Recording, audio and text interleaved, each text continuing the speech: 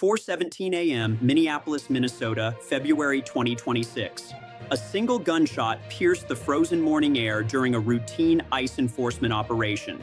Within 90 seconds, that sound would trigger the largest federal emergency response in Minnesota history.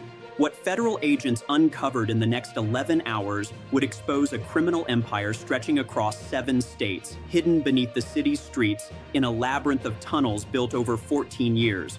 50 children found unconscious, a sitting mayor arrested, 15 judges detained simultaneously across 5 states. This is not a crime story. This is a national emergency that was hidden in plain sight while citizens slept. Hit like right now if you believe corruption this deep must be exposed. The bullet came at 4:17 a.m. precisely, captured on 4 body cameras from different angles. ICE agent Marcus Thornton had less than 2 seconds to react when a black Escalade accelerated directly toward his tactical team on Hennepin Avenue. The vehicle's driver, later identified as 34-year-old Jamal Torres, was not a random civilian caught in the wrong place. Torres was a documented member of the SHIELD network, a civilian interference group that had been tracking federal operations for 18 months using police scanner apps and encrypted telegram channels. His phone records would later reveal 47 messages sent in the previous hour, coordinating convoy movements to disrupt the ICE operation. But Torres made a fatal miscalculation. The Escalade accelerated to 51 miles per hour in a 25-mile-per-hour zone, aimed directly at Agent Thornton's position. The shot was fired at 4:17:43 a.m. Torres died at the scene. Within 6 minutes, protests erupted across 3 Minneapolis neighborhoods. Within 40 minutes, the governor's office received 214 phone calls demanding a federal investigation. By sunrise, what should have been a local incident review had transformed into something far more dangerous for those who had been operating in the shadows for over a decade. Like this video if you support officers who risk their lives protecting our communities. 4:52 a.m., FBI Regional Command Center, Minneapolis. Special Agent in Charge Victoria Chen received a phone call that changed everything. An anonymous tip had been submitted through the Bureau's encrypted reporting system 11 minutes after the shooting. The message contained only 19 words. The mayor knows about the tunnels. Check beneath City Hall. The children are moved every 72 hours. You have until dawn. Chen had been investigating Minneapolis corruption for 26 months without significant breakthrough. Her team had flagged unusual financial patterns, delayed court proceedings, and suspicious real estate transactions, but nothing concrete enough to justify major federal intervention. This tip was different. It mentioned tunnels, a detail that had appeared in 3 unrelated witness statements over the previous year, each dismissed as unreliable. Chen made the decision in 11 seconds. She authorized emergency surveillance warrants for Mayor Hassan Duell's residence, City Hall basement access points, and 23 properties owned by shell companies with indirect ties to the mayor's financial network. By 5:40 a.m., ground-penetrating radar teams were positioned at 7 locations across downtown Minneapolis. What they detected defied everything investigators expected. Beneath the surface of a city built on honest Midwestern values lay a network of interconnected tunnels spanning 4.7 miles, linking 19 buildings including City Hall, 3 courthouses, 2 warehouses, and multiple residential properties. Construction records showed no permits. Utility maps showed no infrastructure. For over 14 years, someone had been building a secret underground transportation system while the city above remained completely unaware. 7:15 a.m. The decision was made to move immediately. Federal SWAT teams, Minneapolis Police tactical units, and ICE enforcement divisions were briefed in complete operational security. No leaks, no warnings. At 7:38 a.m., simultaneous breach operations began at 11 entry points across the city. Teams descended into darkness, equipped with thermal imaging, chemical sensors, and tactical lighting systems. What they discovered in the first tunnel segment stopped the lead team completely. The walls were reinforced with professional concrete work. Ventilation systems hummed quietly overhead. LED strip lighting ran along the ceiling for hundreds of feet. This was not some improvised smuggling route dug by desperate criminals. This was engineered infrastructure, planned, funded, and executed over years by people with resources, patience, and absolute confidence they would never be discovered. Comment justice now if you believe tunnels like this represent the ultimate betrayal of public trust. 7:51 a.m., Northwestern Tunnel Branch, 40 feet beneath 3rd Avenue. Agent Rodriguez's team found the first locked door, reinforced steel, electronic keypad, surveillance camera mounted above the frame still recording. They breached with hydraulic tools. The room beyond measured approximately 800 square feet. Inside, agents found 31 children, ages 6 to 14, lying on cots in various states of consciousness. 12 were completely unresponsive. 19 others appeared heavily sedated, unable to speak coherently or understand commands. Empty medication bottles littered a metal cart in the corner. Lorazepam, diazepam, and midazolam, powerful sedatives used to keep the children docile and quiet. Paramedics flooded the scene within minutes. Every child was transported to Hennepin County Medical Center under armed guard. Within 2 hours, doctors confirmed all 31 children had been reported missing over the previous 19 months across 6 states: Minnesota, Wisconsin, Iowa, Nebraska, Illinois, and South Dakota. Some families had been searching for over a year. Others had been told by local police their children were likely runaways with no evidence of foul play. Now those children were unconscious in a secret tunnel beneath a major American city, while a mayor conducted press conferences about community safety above ground. 8:14 a.m., Eastern Tunnel Branch, beneath the Hennepin County Courthouse.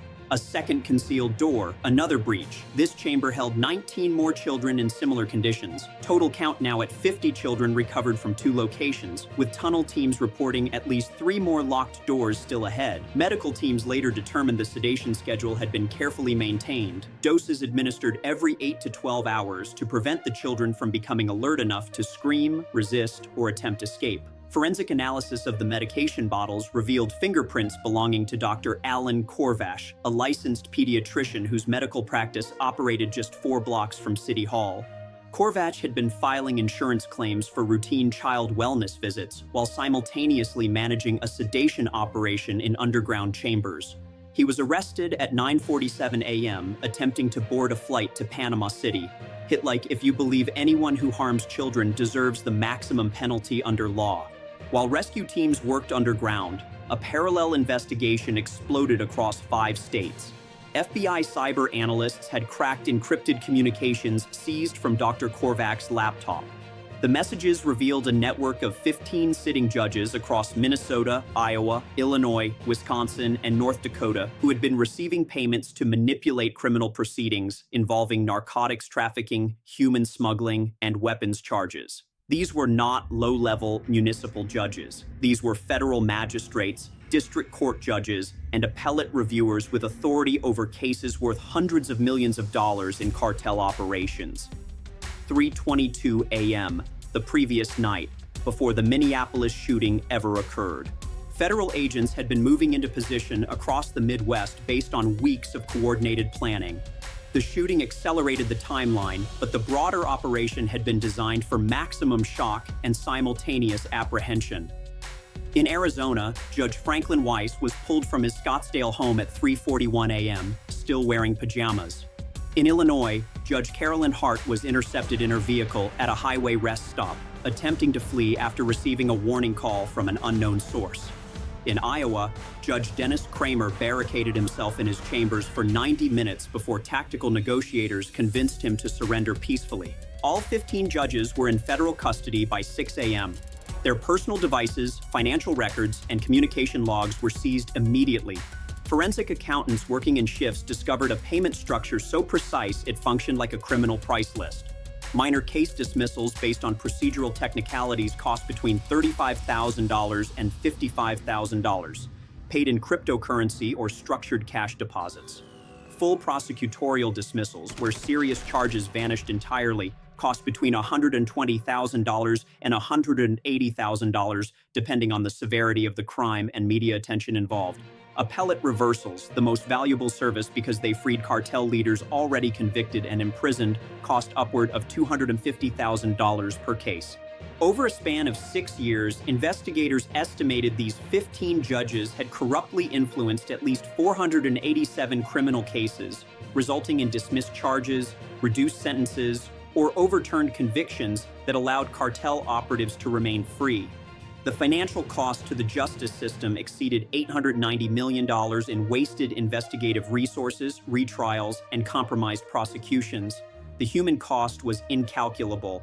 Communities flooded with drugs that should have been stopped, violent offenders released back into neighborhoods, families destroyed by crimes that should never have occurred. Comment: end judicial corruption. If you believe judges who betray their oath must face the harshest consequences. 9:30 a.m. Minneapolis mayor's residence, Kenwood neighborhood. Armored vehicles surrounded the property as agents prepared to execute the arrest warrant for Hassan Duell, the 55-year-old mayor who had served Minneapolis for 2 terms with consistent public approval ratings above 68%. Duell had built his political career on a reputation for being tough on crime, advocating for stronger drug enforcement, and supporting immigrant integration programs. He was featured in national media as a model of effective urban leadership. Behind that carefully managed image, investigators now knew, was a man drowning in debt, desperate for cash and willing to sell his city piece by piece to the highest bidder. Duell's financial collapse began 3 years earlier. A gambling addiction, hidden from public view, had cost him over $740,000 in losses at tribal casinos across Minnesota and Wisconsin. A bitter divorce settlement demanded another $420,000 in alimony and asset division. His mayoral salary of $142,000 per year could not sustain the lifestyle he had grown accustomed to. Luxury vehicles, a lakeside vacation home, private school tuition for his children, and a social calendar filled with expensive dinners and political fundraisers. Duell needed money, and he needed it faster than any legitimate source could provide. The cartel approached him, not the other way around. Initial contact came through intermediaries: a real estate developer, a consultant with vague credentials, a lawyer representing unnamed clients interested in civic partnerships. The first payment was disguised as a campaign contribution, $25,000 funneled through a PAC with murky donor records. The second payment came as a consulting fee for advisory work Duell never performed. By the fourth payment, the pretense was gone. Duell was on the payroll, and the cartel owned him completely. Agents breached his home at 9:47 a.m. Duell was found in his office, seated calmly at his desk as if he had been expecting them. He offered no resistance. His lawyer arrived within 20 minutes. But cooperation at the moment of arrest could not undo what investigators found in the hidden basement beneath his residence. 10:15 a.m. Basement excavation, dual residence. A concealed panel beneath the main staircase, accessible only through a hydraulic mechanism hidden inside a closet wall. The basement had been professionally renovated with soundproofing ventilation systems and reinforced walls. It was divided into 2 sealed sections. The left section contained 11.4 tons of fentanyl, packaged in vacuum-sealed bricks and stacked on industrial pallets. Street value after dilution and distribution, approximately $680 million. The right section, separated by a steel reinforced door, held the remaining children, 19 more, unconscious, restrained, stored like cargo in a space designed to be completely undetectable from the outside world. Duell's basement was not a temporary holding facility. It was a central node in the tunnel network, a secure location where children could be moved between transport routes without ever surfacing above ground. Surveillance footage recovered from hidden cameras showed Duell personally entering the basement on at least 14 occasions over the previous 8 months. He knew. He facilitated. He profited. Hit like if you believe a mayor who betrays children deserves life in prison without parole. As the arrests dominated headlines, forensic accountants began the painstaking work of tracing the financial network that sustained the entire operation. What they uncovered was a masterpiece of criminal money laundering designed not for flash or spectacle, but for invisibility. Every transaction was structured to remain below federal reporting thresholds. No single deposit exceeded $9,800, just beneath the $10,000 trigger that automatically alerts the Treasury Department. Payments were split across hundreds of accounts, routed through shell companies registered in Delaware, Nevada, and Wyoming, states with minimal disclosure requirements and maximum privacy protections. The money moved in cycles. Drug proceeds from street sales were deposited into accounts belonging to seemingly legitimate businesses, landscaping companies, consulting firms, nonprofit organizations claiming to serve community development. Those businesses then paid invoices to other entities for services never rendered. The The funds bounced between accounts in Minnesota, Illinois, Iowa, Missouri, and Texas, sometimes changing hands 6 or 7 times in a single week. By the time the money reached its final destination, it appeared clean, documented, and entirely lawful on paper. Real estate became the primary vehicle for laundering the largest sums. Over a span of 7 years, cartel-linked buyers purchased 73 properties across the Midwest. Apartment buildings, commercial warehouses, vacant lots, and single-family homes. Purchases were made through relatives, associates, and trusts designed to obscure true ownership. Rental income from legitimate tenants provided a steady stream of ostensibly legal revenue that could be reinvested into the operation. Properties were refinanced, generating cash that appeared to be conventional mortgage lending. Some properties were sold at a loss intentionally, allowing dirty money to be lost in bad business deals while actually being transferred discreetly to offshore accounts. Investigators identified at least 340 shell companies created for the sole purpose of moving money without detection. These companies had no employees, no physical offices, and no genuine business operations. They existed only on paper, filing annual reports with minimal information, paying small amounts of taxes to maintain an appearance of legitimacy, and facilitating financial transactions that kept the network operational. The entire structure was designed to exhaust investigative resources. So many accounts, so many entities, so many transactions that tracking any single dollar became nearly impossible without years of forensic analysis. Comment: follow the money if you believe financial transparency is essential to stopping organized crime. 11:40 p.m., same day, Operation Nightfall. While the public focused on the mayor's arrest and the children's rescue, federal command prepared for the final phase, a coordinated assault on the cartel's physical infrastructure across 7 states. Over 800 agents had been positioned in secret over the previous 48 hours, staged in unmarked hotels, warehouses, and temporary command posts far from their actual targets. Radio silence was absolute. No digital communication, no phone calls. Orders were delivered in person by couriers using pre-established code phrases. The operation was designed to strike everywhere at once, giving the network no time to react, no opportunity to destroy evidence, and no chance to warn others. At 11:40 p.m., the signal was transmitted. A single encrypted burst sent to team leaders across Minnesota, Iowa, Illinois, Wisconsin, Missouri, Indiana, and Michigan. 3 seconds later, the largest simultaneous federal raid in Midwest history began.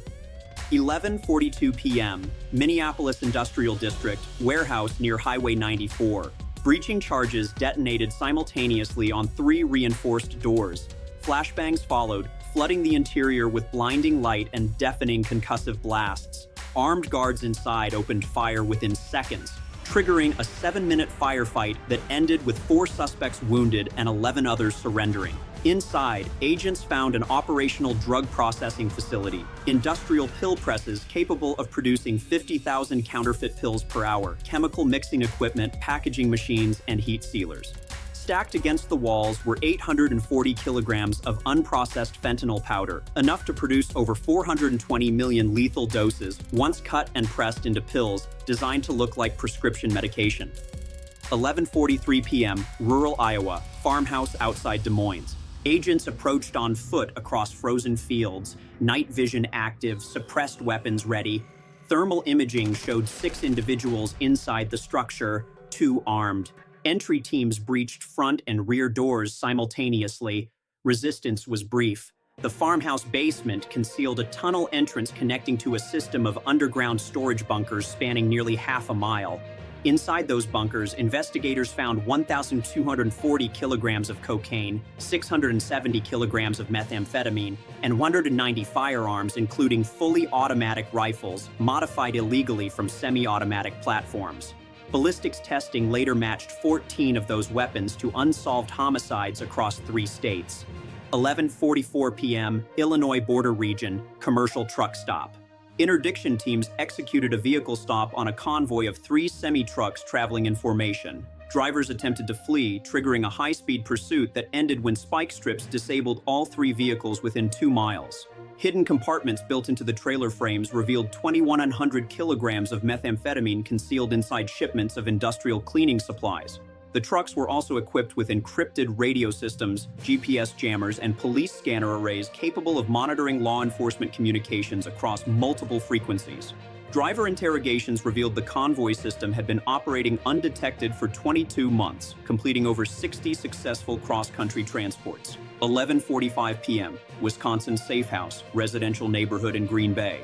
A controlled breach using minimal force to avoid civilian casualties in the densely populated area. Inside, agents found $14.7 million in cash stored in fireproof safes, along with 47 kilograms of heroin, 19 stolen vehicles with altered VINs, and documents detailing cartel payment schedules for corrupt officials across the Midwest. The safe house also contained a fully equipped surveillance center with monitors displaying live feeds from cameras positioned near courthouses, police stations, and federal buildings in 5 cities. Proof the network had been actively monitoring law enforcement movements for years. By 2:30 a.m., the operation was complete across all 7 states. Total seized 14.8 tons of narcotics, $127 million in cash and liquid assets, 340 firearms, 29 vehicles, and 680 individuals taken into custody. Distribution hubs were destroyed, transport corridors were severed, safe houses were compromised. For the first time in over a decade, the cartel's Midwest operations were completely dismantled. Hit like if you support the federal agents who risked their lives to execute this historic operation.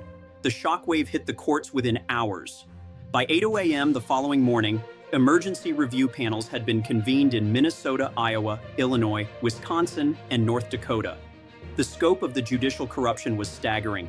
Over 2,200 criminal cases were flagged for immediate reassessment. Every case that had passed through the courtrooms of the 15 arrested judges over the previous 6 years. These were not minor offenses.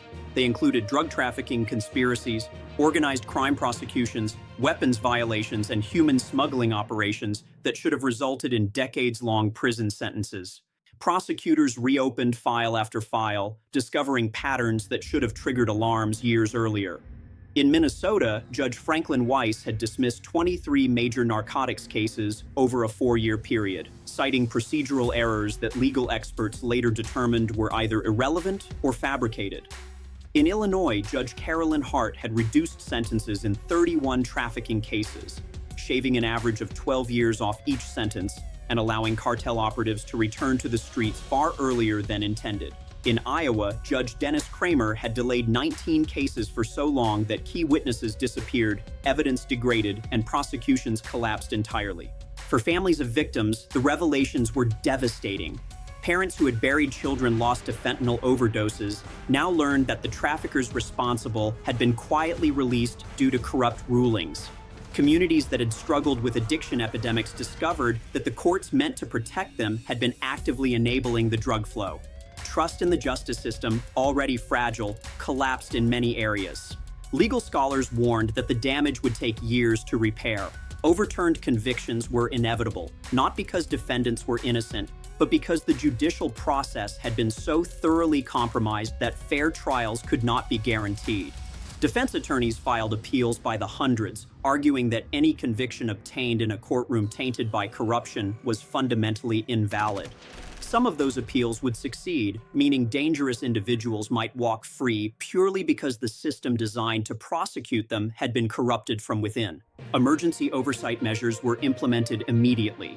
Federal monitors were assigned to every courthouse where the arrested judges had presided. Independent review boards were established to audit every ruling, every sentence reduction, and every dismissed charge.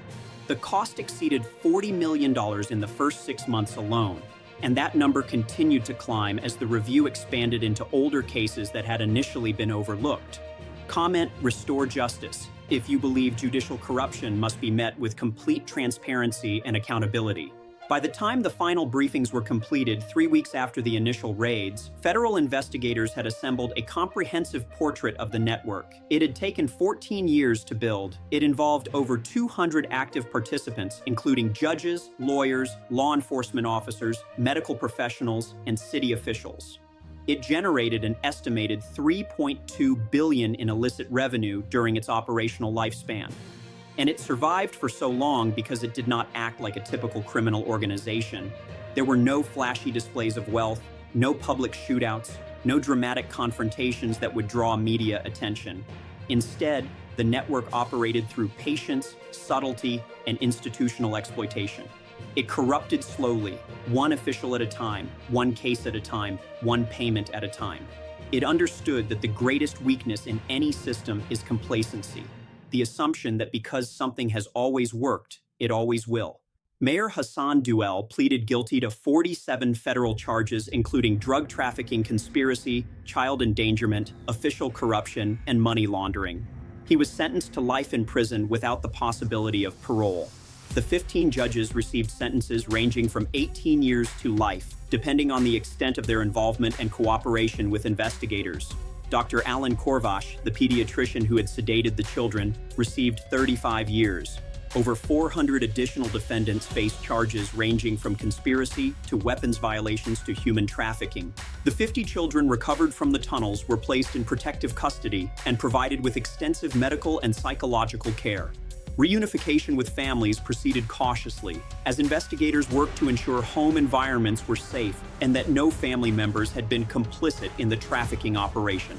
As of March 2026, 43 of the 50 children had been successfully reunited with relatives. The remaining 7 were placed in specialized foster care programs designed for trauma recovery. The tunnel network beneath Minneapolis was sealed and filled with concrete after a complete forensic examination. City engineers estimated the construction cost at over $18 million. Money that had been funneled through fraudulent municipal contracts, inflated construction bids, and outright theft from public works budgets over more than a decade. A full audit of city finances revealed an additional $27 million in missing or misallocated funds tied to Duell's administration. Hit like if you believe cities must implement stronger oversight to prevent corruption from taking root. What this case ultimately reveals is not just the collapse of a criminal network, but a warning about the fragility of systems built on trust. Democracy does not fail in a single catastrophic moment. It erodes gradually, quietly, in overlooked budgets, delayed audits, and unanswered questions that no one bothered to ask. The tunnels beneath Minneapolis were not dug overnight. They were excavated slowly, one section at a time, while citizens above went about their lives assuming someone else was watching, someone else was checking, someone else would notice, but no one did. For 14 years, a mayor operated a criminal empire beneath a major American city. For 6 years, 15 judges sold verdicts to the highest bidder, while families trusted the courts to deliver justice. For 19 months, children disappeared while investigators filed reports marked low priority. The lesson is not that the system failed. The lesson is that the system requires constant vigilance to survive. Oversight cannot be outsourced or assumed. Transparency must be demanded, not hoped for. Accountability must be enforced, not suggested. When citizens become passive observers of their own governance, corruption does not need to fight its way in. It simply walks through the door. This investigation succeeded because one anonymous tip refused to be ignored. One agent made the decision to act immediately instead of waiting for perfect evidence. One team chose to dig deeper instead of accepting surface-level explanations. That is the standard required to protect democracy, not perfection, but relentless attention. The fight against corruption is not one with a single raid or a single arrest. It is one every day, in every courtroom, in every city council meeting, in every budget review that citizens choose to attend instead of ignore. Power does not corrupt suddenly. It corrodes gradually when accountability is absent. Comment, never again if you commit to staying informed and holding leaders accountable. Share this video if you believe this story must reach every American who still believes justice is worth defending. Subscribe so you never miss investigations that expose the truth others want buried. This story is not over. Investigations continue across multiple states. Additional arrests are expected. The corruption ran deeper than anyone initially believed, and federal authorities have made it clear they will pursue every lead, no matter how far it reaches or how long it takes. Stay vigilant, stay informed, and never assume that because something hasn't been exposed, it isn't happening.